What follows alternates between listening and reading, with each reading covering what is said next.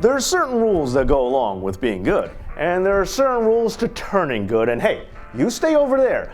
Don't think I forgot about what happened last time. Oh, that? Come on, that was just a gag. You have nothing to worry about. I totally changed. Yeah, right. Anyway, let's just get on with the episode.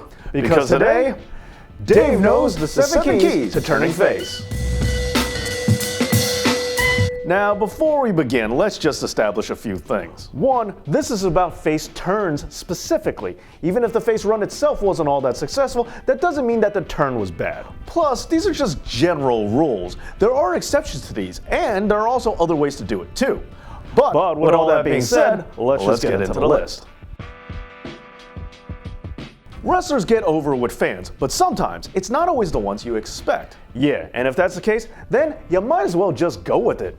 Instead of trying to make fans boo someone they like, just make them a babyface and give them what they want. I know, right? Catering to the fans? What a novel idea!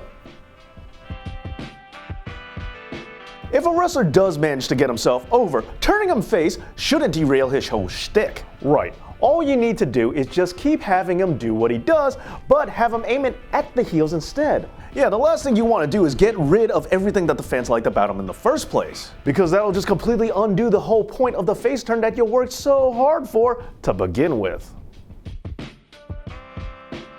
Modern fans may not realize this, but good old-fashioned technical ability has a history of getting guys over. Whether it's the technical blue eyes of jolly old England or the technicos of Mexico, technical wrestling has historically been a preferred sight with many fans. Sure, alone it might not make you the highest merch seller or the face of a company, but wrestling, pure wrestling, still has a place with many wrestling aficionados out there. And enough so that they will begin to cheer you for it.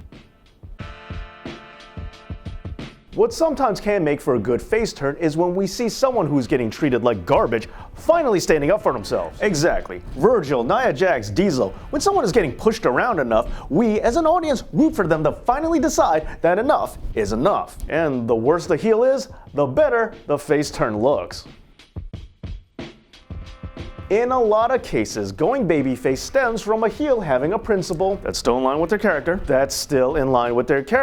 and is just getting played up a bit. Yeah, when Jack Swagger turned face on Rusev because he was speaking against America, well, that just serves as a great example. Yeah, the angle made perfect sense. They just played the same tune but with different instruments, and they also turned up the volume in order to drown out some of the less favorable parts.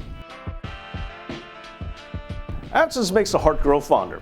At least that's what they say. And when it comes to wrestlers, that does seem to ring true in many cases. Whether it's back from injury or a return from a long break away from the company, fans tend to just cheer someone that they haven't seen in a while. So sometimes the best way to get a guy to go face is just to have him go away. And lastly, sometimes people just want to see a return to the familiar. Whether it's the Golden Lovers or Macho Man and Miss Elizabeth, coming to the aid of an old partner can work wonders for a face turn. And this all works because if a former friend turned rival can forgive someone, then maybe we can too.